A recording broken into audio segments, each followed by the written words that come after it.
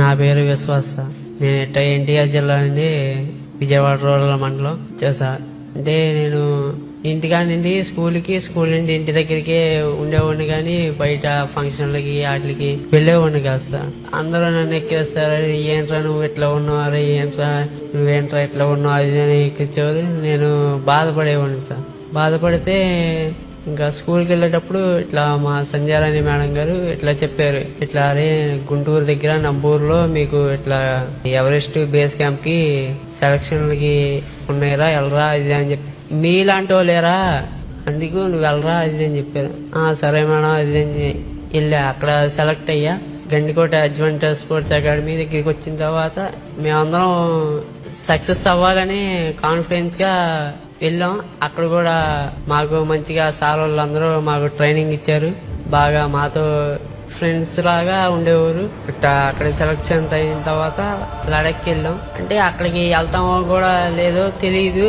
ఇంకా అలాగే కాన్ఫిడెన్స్ మేము వెళ్తాం, మేమంటే ఏంటో ప్రపంచానికి చూపించాలి అనే కాన్ఫిడెన్స్ మీద వెళ్ళాం.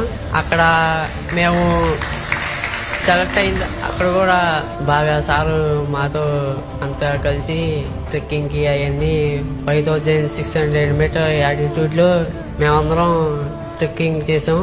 మాలాంటి వాళ్ళకి ఇంకా మేమంటే ఏంటో ఇన్స్పిరేషన్ గా తీసుకొని, అంటే మేము పుట్టాం ఎందుకు అని కాకుండా, అరే మేము పుట్టాం ఇట్లాగా వీళ్ళు ఈ అన్నోళ్ళు ఈ అక్కోళ్ళు చేశారు, అలా మేము చెయ్యాలి, మాకంటూ ఒక కాన్ఫిడెన్స్ గా ఉండాలి అనే ముందుకి. ఇంట్లో లేవన్నారు. ఇంట్లో వాళ్ళు ఈ నిర్ణయం తీసుకున్న తర్వాత ఏమనుకున్నారు ఇంట్లో? అరే నువ్వు వెళ్ళరా, మీలాంటి వాళ్ళ గురించే కదరా, నువ్వంటే ఏంటో ఇంటికి స్కూల్కే తెలిసేది తప్ప బయట ప్రపంచం అంటే నీకేంటో తెలియదు కదరా. స్కూల్లో ఫ్రెండ్స్ ఎవరు లేరు, ఎవరో మాట్లాడరు, అరే ఏంట్రా నువ్వు ఎట్లా ఉన్నావు ఎవరు, అందుకనే నువ్వు వెళ్ళరా, నిన్ను ఎగతాళి చేసిన వాళ్ళే మళ్ళీ నీ ముద్దుకు వచ్చి అరే వీడు ఇలా చేశాడరా అది అనేటట్టుగా నువ్వు ఎదగాలరా అది అని చెప్తారు. నన్ను మా పేరెంట్స్ ప్రోత్సహించారు. సో ఎవరు ఎక్కువ ప్రోత్సహిస్తారు, అమ్మ నాన్న? ఇద్దరు. ఇద్దరులో ఎవరు ఎక్కువ? ఇద్దరులో మమ్మీ సార్. అమ్మే కదా.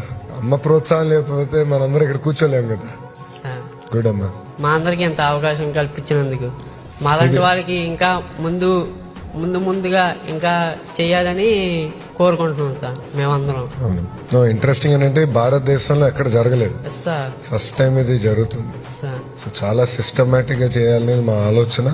ఇది కేవలం వన్ టైం కాకుండా ఎవ్రీ ఇయర్ మనల్ని ఐడెంటిఫై చేసి ప్రోత్సహించాలనేది ప్రభుత్వ లక్ష్యం. వన్ టైం ప్రోగ్రామ్ అంటే ఈజీ, బట్ సిస్టమ్ లో పెట్టి కంటిన్యూస్ గా మిమ్మల్ని ప్రోత్సహించాలనేది ప్రభుత్వం బాధ్యత. మమ్మల్ని ఇన్స్పిరేషన్ గా తీసుకొని మిగతా జనరేషన్స్ కూడా అరే మేము ఇట్లా పుట్టామరా అనే కాకోకుండా, అరే మేము ఈ అన్నోళ్ళు ఎక్కోళ్ళు ఇట్లా చేశారా, మనం కూడా ఇట్లా చెయ్యాలరా, మనం అంటే ఏంటో ప్రపంచానికి చూపించాలరా అనేటట్టు కాన్ఫిడెన్స్ ఛాలెంజ్. జీవితంలో నా పాయింట్, నా థియరీ అంటే నేను బలంగా నమ్మేది ఏంటంటే ప్రతి కుటుంబానికి దేవుడు పరీక్ష పెడతాడు, ఏదో ఒక రకంగా పరీక్ష పెడతాడు. బయట నుంచి చూసినప్పుడు ఏమనుకుంటా అంటే ఆ కుటుంబానికి అన్ని ఇచ్చాడు అని అనుకోవచ్చు, కానీ పరీక్ష పెడతాడు. ఏ కుటుంబానికి పరీక్ష లేకుండా పెట్టాడు దేవుడు, కానీ ఆ పరీక్ష జయించే శక్తి కూడా ఇస్తాడు. సో నేను ఎక్కడికి వెళ్ళినా ఇదే చెప్తా, ఎన్ని కష్టకాలాలున్నా పాజిటివ్ మైండ్ తో, పాజిటివ్ ఓరియంటేషన్ తో, కసి, మనలో కసి ఉంటే ఏమైనా సాధించగలుగుతాం జీవితంలో. మనలో కసి లేకపోతే వెనకాల మీ అందరూ ఉండి ఎంత ప్రోత్సహించినా మనం ఏం చేయలేం.